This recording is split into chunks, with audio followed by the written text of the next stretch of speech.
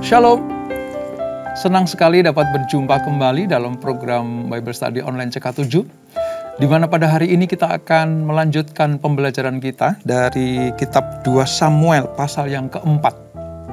Nah saudara, kisah 2 Samuel pasal keempat ini tentang berakhirnya keturunan Saul ada di dalam pemerintahan kerajaan Israel. Nah kisahnya seperti apa?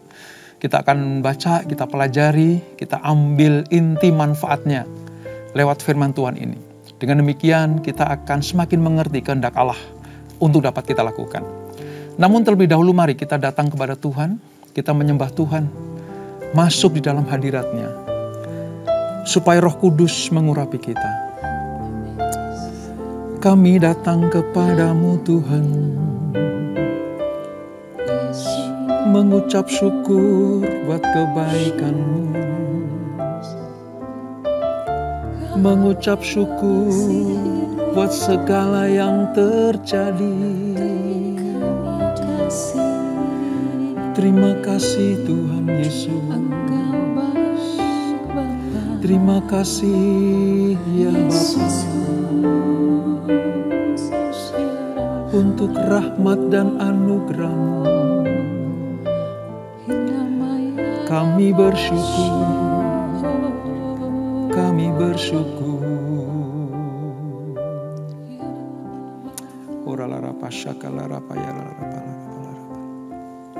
Bila Kau izinkan sesuatu terjadi, ku percaya semua untuk kebaikan-Mu. Bila nanti telah tiba waktu-Mu, ku percaya kuasa-Mu memulihkan hidupku. Waktu Tuhan pasti yang terbaik, walau kadang tak mudah dimengerti. Lewati cobaan, ku tetap percaya waktu Tuhan pasti yang terbaik.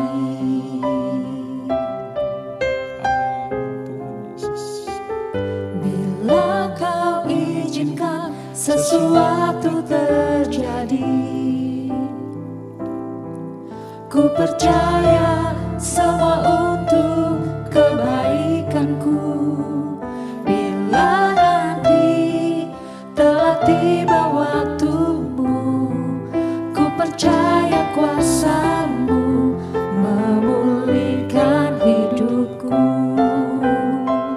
Waktu Tuhan pasti yang terbaik, walau kadang tak mudah di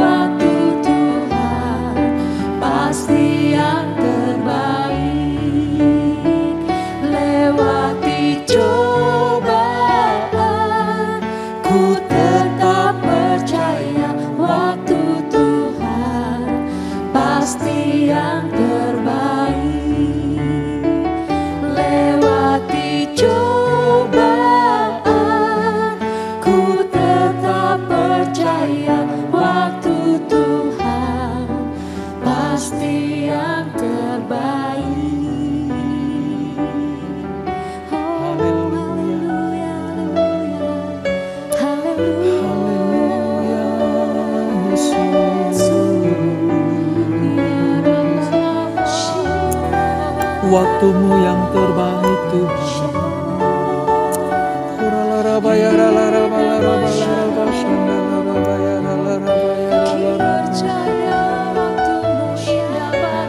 Kau sungguh baik, teramat baik Tuhan.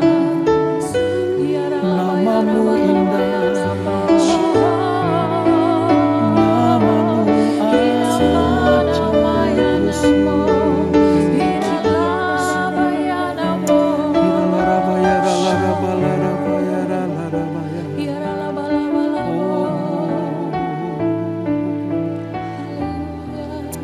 kami percaya kepadamu Tuhan, sebab kasih setiamu tak berkesudahan. Bapakku percaya rancanganmu indah. Amin Tuhan.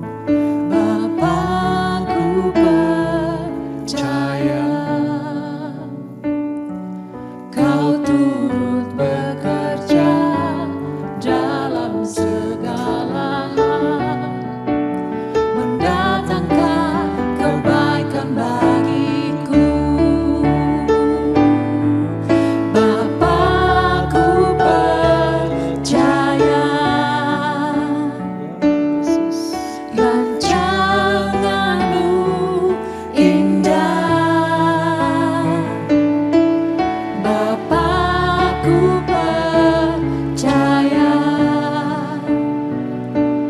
Kau turut bekerja dalam segala hal, mendatangkan kebaikan bagiku.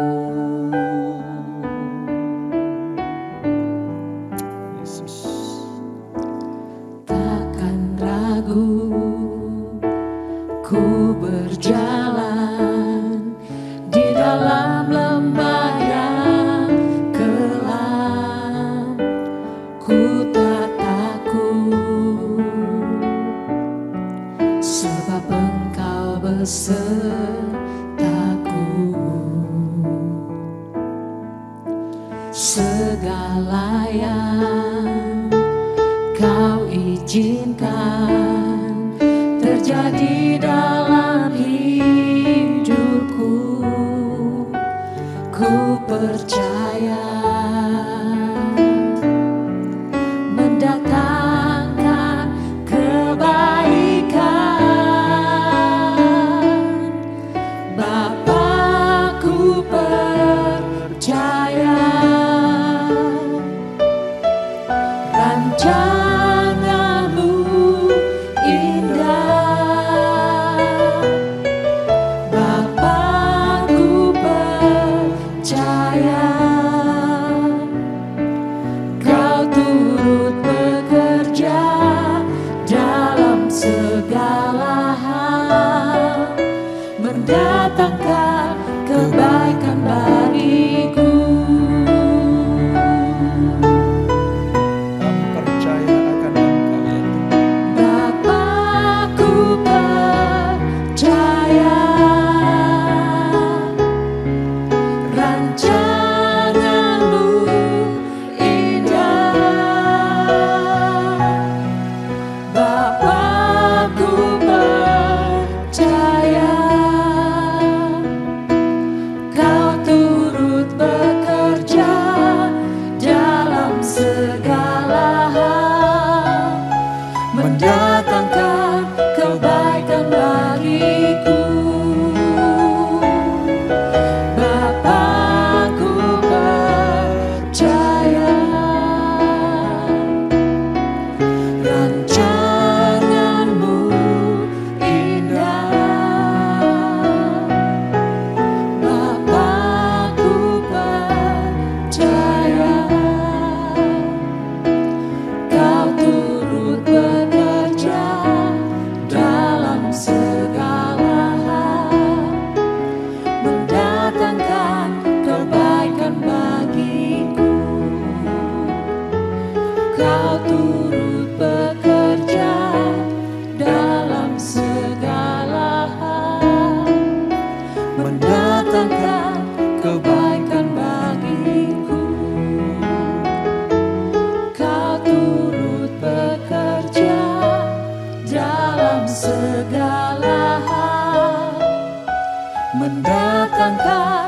kebaikan bagiku. Amin, amin Tuhan. Bahwa setiap rancangan adalah kebaikan Tuhan untuk kami. Bahwa setiap rencana di dalam rencana Tuhan itu adalah yang terbaik bagi anak-anaknya. Itulah sebabnya kami selalu percaya kepada Engkau. Kami selalu menaruh harap kepada Engkau. Sebab Engkau Allah perjanjian bagi kami. Apa yang Kau janjikan untuk diberikan kepada anak-anak-Mu, Kau nyatakan, Kau genapi selama kami percaya dan beriman kepada Engkau. Terima kasih Bapa. Terima kasih Roh Kudus. Kami akan melanjutkan pembelajaran kami, urapi kami, supaya kami mengerti, lebih mengenal lagi siapa Tuhan yang kami sembah itu. Terpuji namamu kekal selama-lamanya. Di dalam nama Yesus. Mari yang siap belajar firman Tuhan, sama-sama kita katakan amin. Nah saudara, mari kita persiapkan bacaan kita dari 2 Samuel pasal yang keempat. Di dalam perjanjian lama halaman sekitar 333. Kita akan membaca dari ayat 1 sampai dengan ayat yang keempat terlebih dahulu. Nanti akan kita lanjutkan pembacaan berikutnya.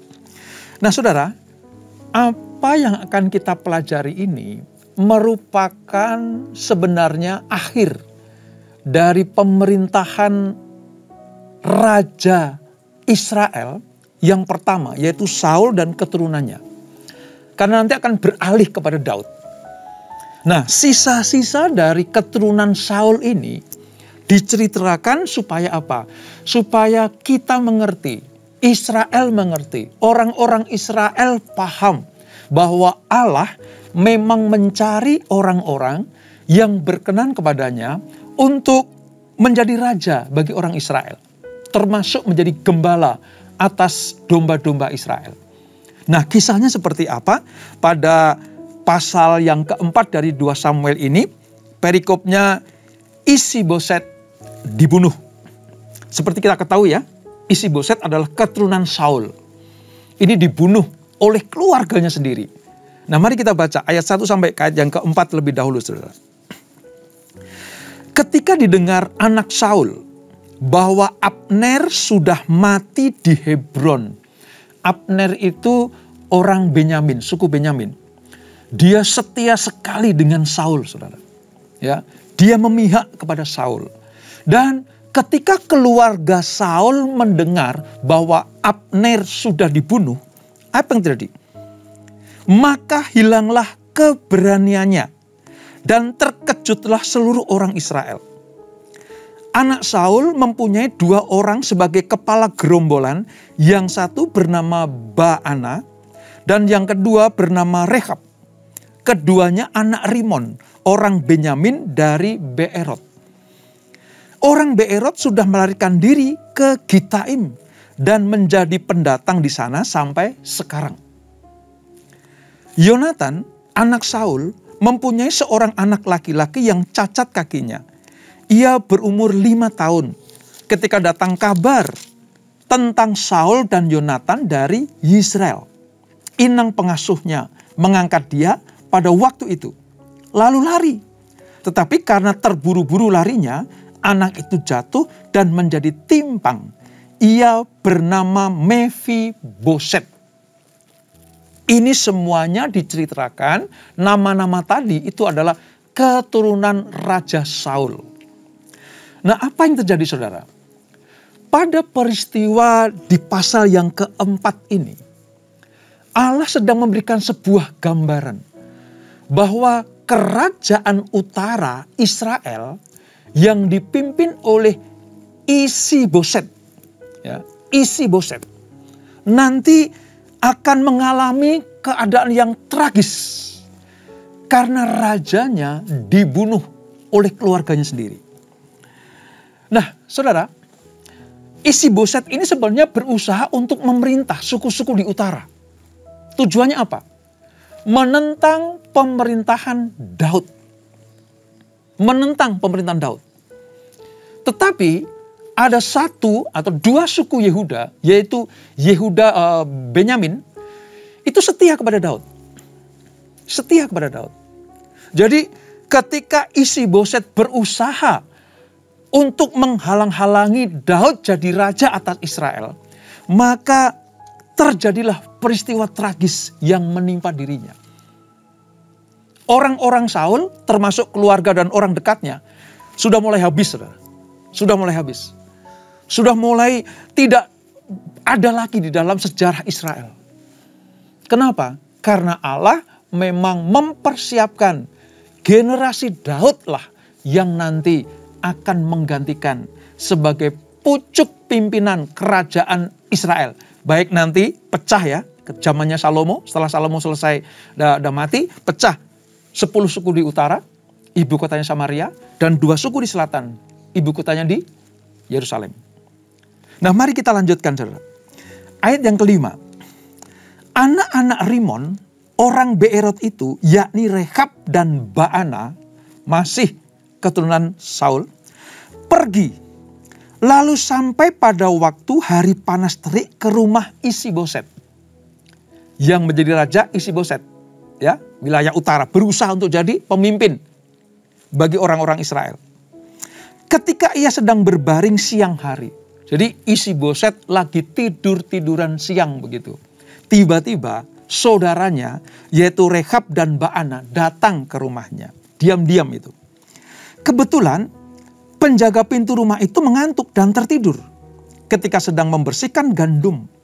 Demikianlah Rehab dan Baana menyusup ke dalam. Mereka masuk ke dalam rumah itu. Ketika Isi-Boset sedang berbaring di atas tempat tidurnya, di dalam kamar tidurnya.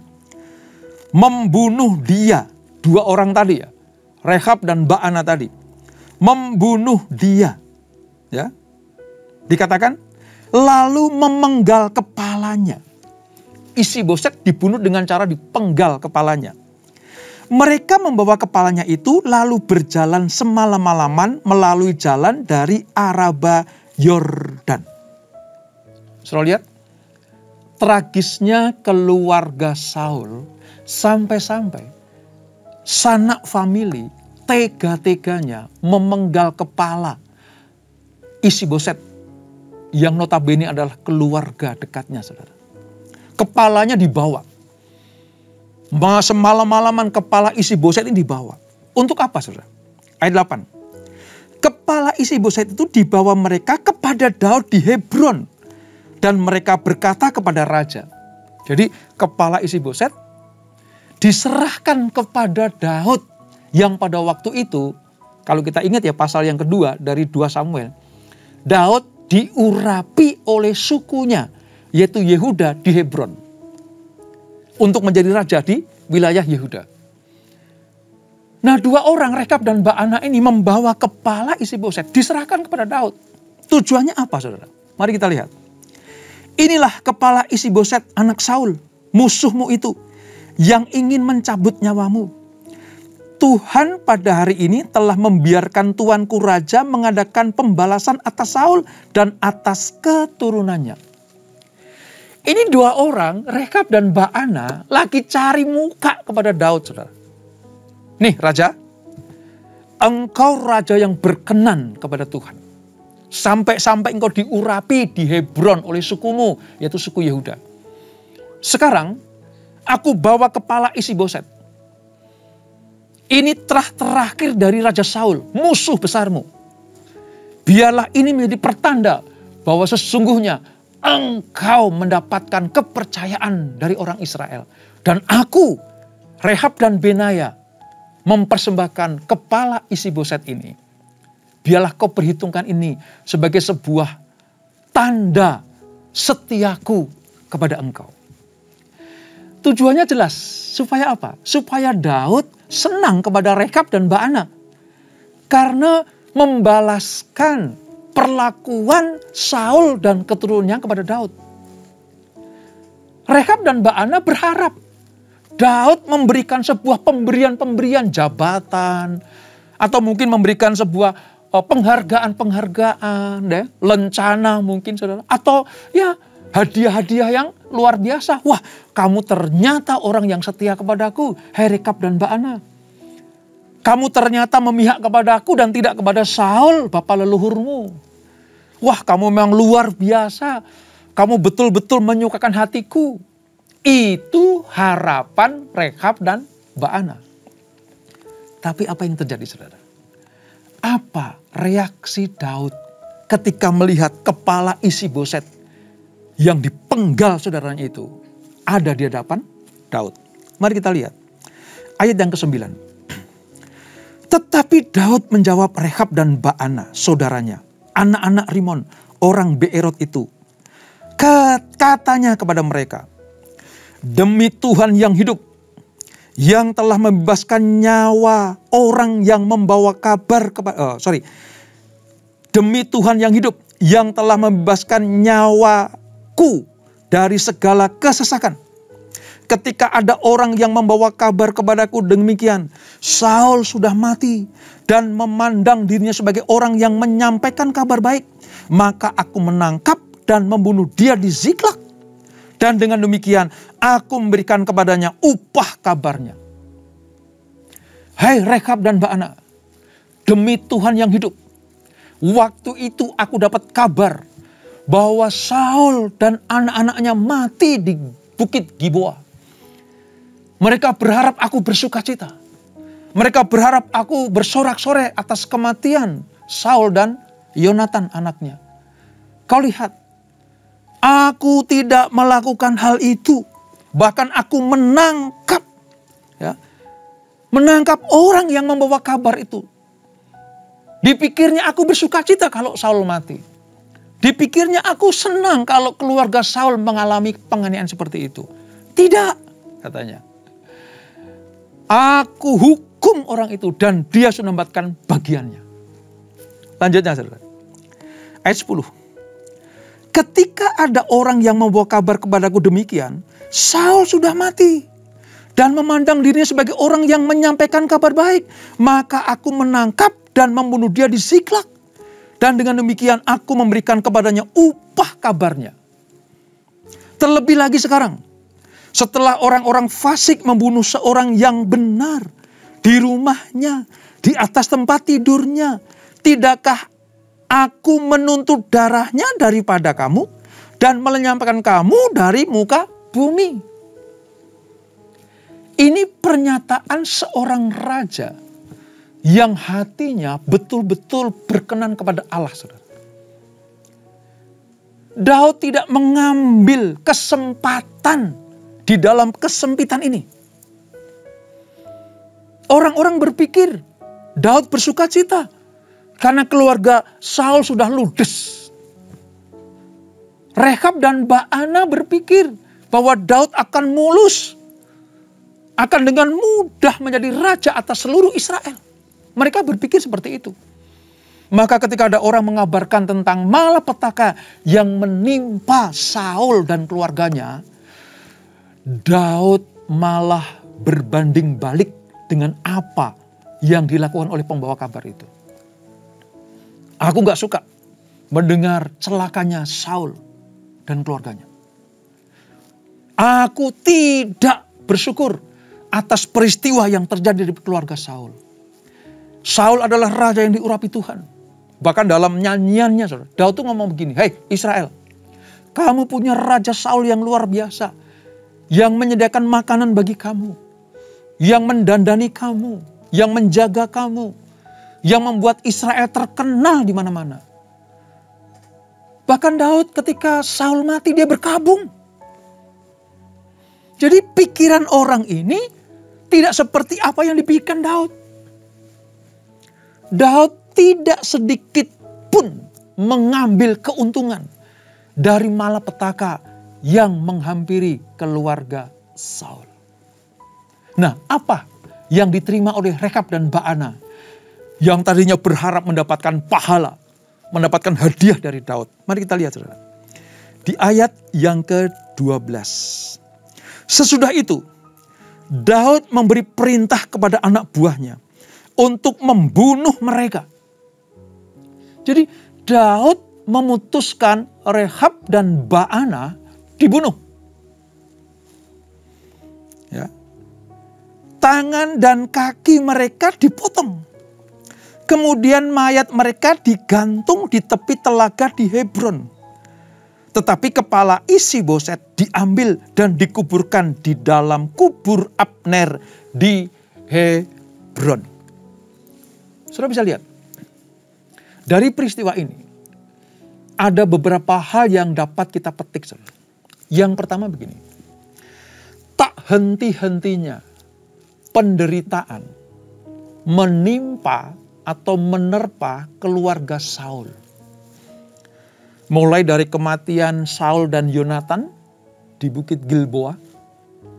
Lalu Abner, panglima tentara Israel yang mengabdi luar biasa kepada Saul, gugur. Mati, saudara. Lalu Isi-Boset, keturunan Saul, dibunuh dengan cara yang kejam oleh keluarganya sendiri. Dengan cara dipenggal kepalanya. Saudara tahu, generasi Saul tamat sesuai dengan ucapan Nabi Samuel. Kalau kita belajar, kita mundur sejenak ya. Dari 1 Samuel pasal yang ke-15. Dikatakan bahwa Allah sudah tidak lagi berkenan kepada Saul termasuk keturunannya. Jadi tragis sekali. Bagaimana Saul memulai dengan roh diurapi oleh Samuel menjadi raja pilihan atas orang Israel. Ingat ya, sebenarnya Allah tidak menghendaki Israel punya raja manusia. Tapi karena mereka merengek-rengek, pengen seperti kerajaan-kerajaan yang lain di sekitar mereka.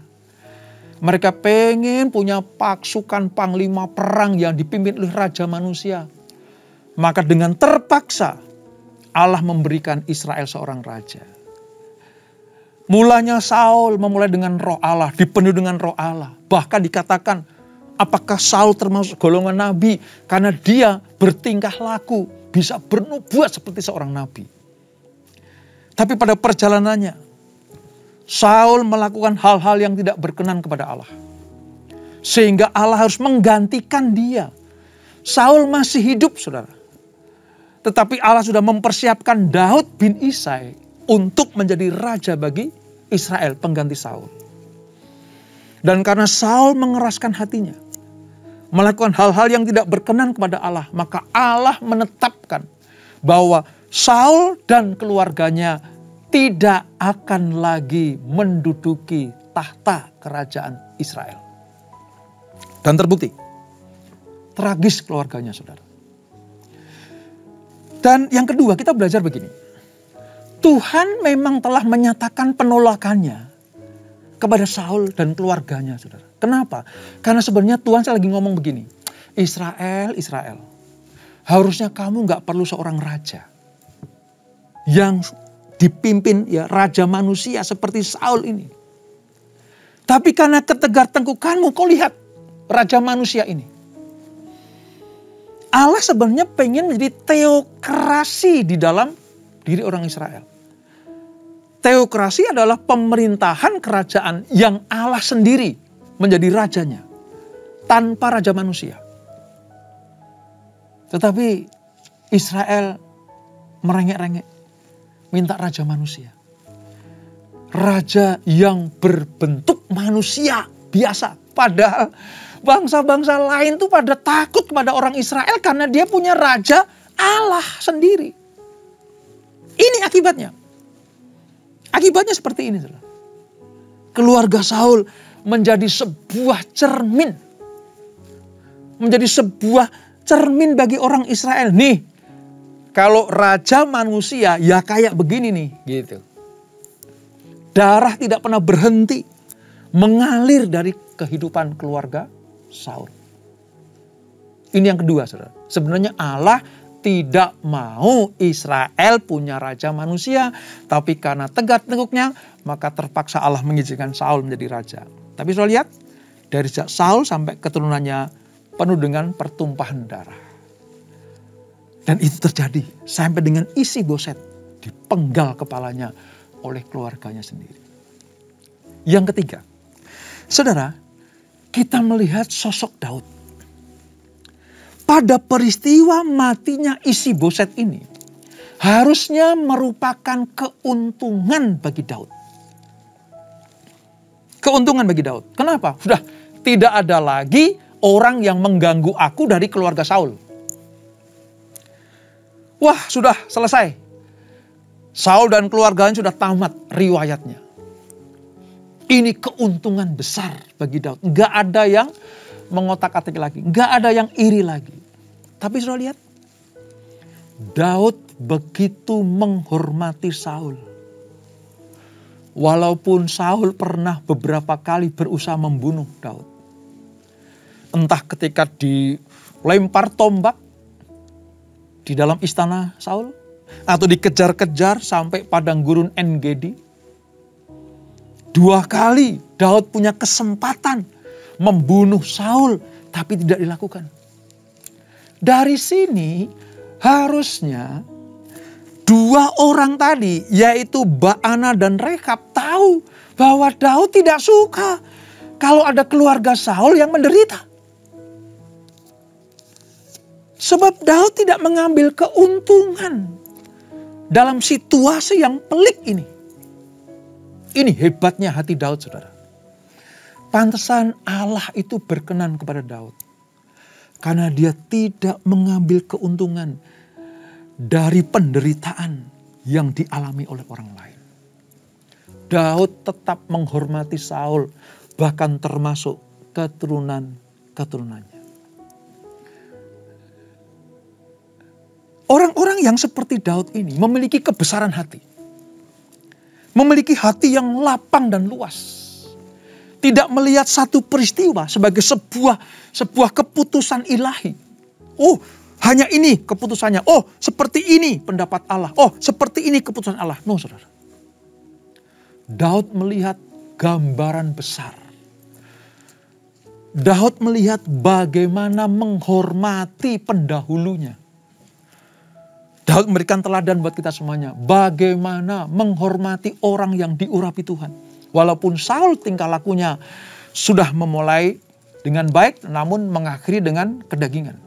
Tapi Daud tetap menghormati.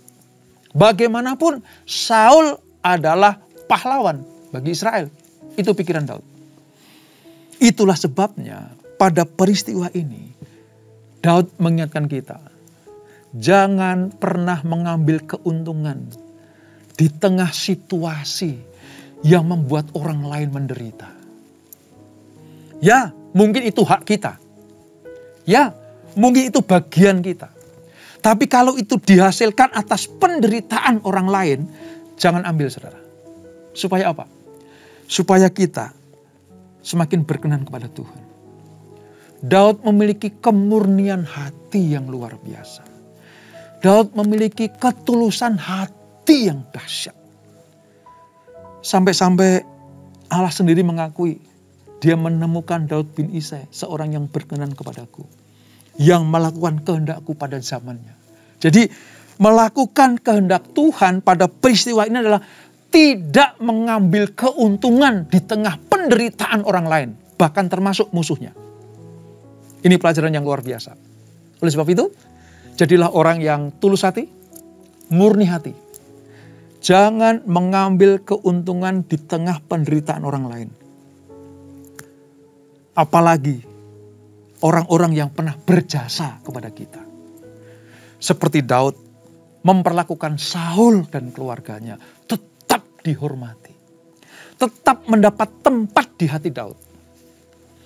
Banyak orang sekeliling Daud yang mengambil keuntungan. Mengambil muka, ya, atau bahkan dalam tanda petik menjilat Daud supaya Daud berkenan. Dengan cara apa? Kebinasaan, penderitaan keluarga Saul. Tapi Daud tidak mengambil itu. Oleh sebab itu belajarlah untuk selalu memiliki kemurnian hati dan ketulusan hati supaya kita semakin berkenan kepada Tuhan. Dan itulah 2 Samuel pasal yang ke-4. Kita tundukkan kepala. Bapa di surga, hari ini kami belajar bagaimana keturunan Saul sudah selesai bagi dinasti kerajaan Israel. Mereka berupaya untuk menguasai Israel. Tapi karena moralitas mereka seperti ini, seperti Isiboset yang memberontak kepada Daud. Berusaha untuk mengumpulkan suku-suku lain menentang Daud. Seperti dua keluarga Saul yaitu Baana dan Rehab. Yang berusaha mencari muka kepada Daud dengan memenggal kepala Isi-Boset. Kami melihat bagaimana tragisnya keluarga Saul. Karena memang sudah dinubuatkan oleh Nabi Samuel bahwa keluarga Saul akan selesai. Tidak akan memerintah lama di Israel. Lalu kami belajar bagaimana seorang Daud yang memiliki kebesaran hati, kemurnian hati, ketulusan hati. Dia tetap menghormati Saul sebagai raja pertama Israel. Bahkan memperhatikan keluarga-keluarga Saul. Entah itu Yonatan dan keluarganya diperhatikan oleh Daud. Demi mendengar tentang celakanya keluarga Saul, bersedihlah Daud. Daud tidak mengambil keuntungan di tengah penderitaan orang lain. Sekalipun yang menderita itu adalah musuhnya. Orang-orang yang berusaha membunuh dia. Tapi Daud membalas kejahatan dengan kebaikan. Itulah sebabnya mengapa Daud hatinya berkenan kepada Tuhan. Bapa di surga, biarlah ini menjadi cermin bagi kami. Teladan bagi kami, supaya kami tetap hidup berkenan kepada Tuhan. Terima kasih Bapak untuk teladan-teladan yang luar biasa dari seorang Daud yang dipuji Tuhan, disanjung Tuhan sebagai orang yang memiliki hati yang berkenan dan melakukan kehendak Tuhan pada zamannya. Pada zaman Daud dia melakukan hal yang seperti ini. Biarlah pada zaman kami ini, pada era kami ini ya Tuhan, kami melakukan seturut dengan kehendak-Mu apa yang terjadi dalam kehidupan kami. Terima kasih Bapa, terima kasih Tuhan Yesus untuk pelajaran yang luar biasa. Berkati kami semuanya, berkati anak-anak-Mu, supaya kami betul-betul semakin hari semakin berkenan kepada Tuhan. Memiliki karakter Kristus. Seperti Daud tidak membalas kejahatan dengan kejahatan. Demikianlah Tuhan Yesus memberikan teladan buat kami. Tidak membalas kejahatan dengan kejahatan. Tidak bersuka cita atas penderitaan orang lain. Berkati keluarga demi keluarga. Berkati kami semuanya. Kesehatan kami, bisnis kami, pekerjaan kami, pelayanan kami diberkati Tuhan. Dan sebelum kami tinggalkan acara ini, kami siapkan hati kami terima berkat yang daripada-Mu. Kekasih Kristus arahkan hatimu kepada Tuhan. Terimalah berkat kasih anugerah dari Allah Bapa yang berlimpah-limpah. Di dalam anaknya yang tunggal Tuhan Yesus Kristus. Dan persekutuan yang manis dalam Roh Kudus menyertai kita semuanya. Mulai saat ini sampai Maranatha. Yesus datang yang 2 kali menjemput kita semuanya. Bertemu di awan-awan yang permai. Menikmati kemuliaan kekal sampai selama-lamanya. Yang diberkati, sama-sama kita katakan amin. Tuhan Yesus memberkati.